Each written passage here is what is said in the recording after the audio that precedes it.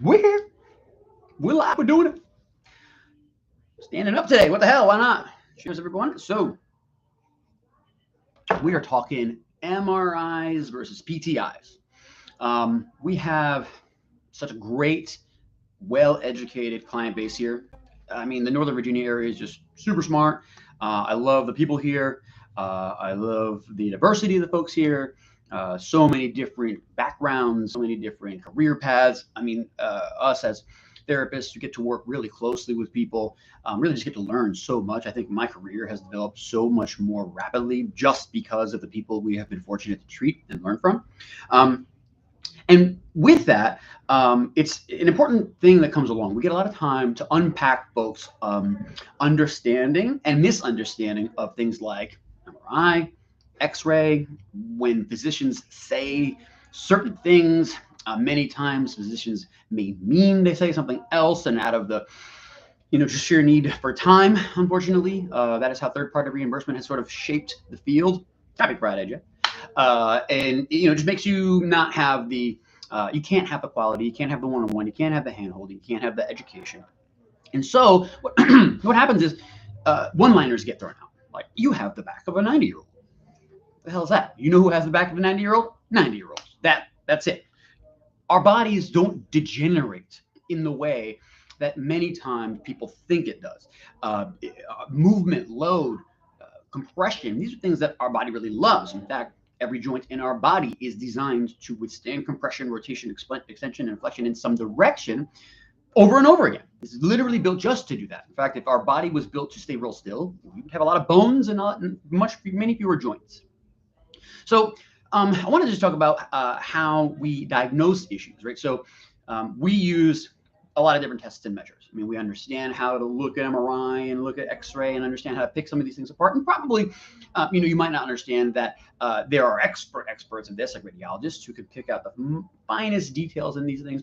And us, as physical therapists and folks just a level outside of the imaging realm in the United States, we have a generalist knowledge of those scans. Now, that's not to say MRIs and X-rays are not useful for PT. PT does use those scans and images many times to confirm what we are finding on a physical exam. And physical exam, actually, when you look at the literature, happens to be more useful at finding problems in a lot of parts of our body than MRI. And so we use MRI to confirm that. I might say, all right, I'm looking here at a person who's come into my office and they look like this, and they have back pain over here when they extend, and there's pain going down their leg. And I go, all right, let's do a couple tests. Now, anyone who's a physical medicine pro here might say, all right, I know what that is. I already know what that is, and you can guess as you watch this if you'd like. But it isn't guaranteed that that is. And so we say, okay, I think you have a herniated disc on this side at this level, impinging this nerve root. If you'd like, we can get an MRI to confirm that. But every one of our tests that confirm it are more specific than the ability to look inside somebody's body at a still photo through all their things and say, that is the reason this is happening. Now, certainly there are contributing factors, but the reality is if you're over 30, the likelihood is that you have herniated discs in your back. And as an example for MRI, if you went to a physician at over 30 and said, my back hurts, and they took a picture of your back, because many times that is the first line, well, we got to get a photo. And they'll say, look at this, you have all these herniated discs, 2 or 3 in here. And sometimes that corresponds to the pain, and sometimes it doesn't at all. And we've had patients who literally come in and say, I have a herniated disc, and then all their pain is on the wrong side, the opposite side of the herniation. I said, well, they said, well, you looked at my back and I said I have herniations, but well, that herniation isn't causing this issue. So these are the kinds of changes that happen in our body that our body can just compensate around, can move around, can fix on its own many times. And actually, the literature is really nice on discs reducing themselves, as in going back in. So that's not a death sentence. But when we do tests, we say, okay, we can be 80% specific to that area of the body, and we know our sensitivity of this test is such that we can rely on it as a valid test. And we do tests like that over and over to build the case. All right, this is what we think is happening inside. But that takes time, right? All that stuff I just said takes a lot of time. Our evals are usually long, 20, 30 minutes of just listening to people talk.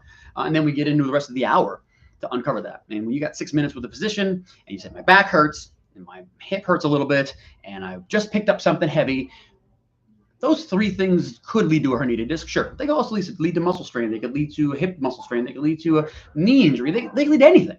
So just saying and relying on the MRI as the gold standard, a picture looking through your body with magnets, when it's not moving, by the way, when it's not loaded, when there's no compression, we're not doing anything except lying still, listening to them. That's fine, but that by itself shouldn't be the data point we go to recommend surgery, or to tell someone your back is messed up so badly that you shouldn't be able to, I don't know, bend over. Because this is the literal stuff that we're hearing here, and I just don't know how else to encourage people that your body is strong. It's really hard to kill a person. It's extremely hard. We are made of tough things, stuff that heals. Our body is made of material we could never replicate in medicine. We're not even close. So if you have a body and you're using it and it hurts a little bit, you know what? Count yourself lucky. There's things that you can do for your pain, but that pain is all in the fight against cardiovascular disease, for which there is very few replacement parts. You need a new knee? We can get you a new knee. Your knee hurts? We can make your knee hurt less. It's no big deal. You got to use those body parts. You have to think past the pain, think pain as information. And then when we want to reduce our pain, or we want to change our mobility, we want to improve our ability to go in all directions and be versatile, there's things to do. And your pain and those sensations are not going to be the thing that gets in your way. If you just find a PT, find a therapist, find a trainer who understands this whole picture and doesn't get stuck on, well, my MRI says this and everything hurts when I do that thing. So you're not your MRI. Go get a Movement Pro to look at you, do some tests, ask questions. What do you see when you see this test? Why does that mean that? We openly just talk like that. We love teaching our patients what they're feeling, what they're seeing. It makes them better patients. It makes them better self-advocates, and it makes them better in their friend groups. When their friends hurt, they don't go, "You're doomed." They say, "No, I got a guy. Oh, we got a place. It's right here. They're awesome." So go find your place. Go find your people. Jeff's got his people. And I'm gonna see you guys later. Okay? Go move your ass. Enjoy. Cheers.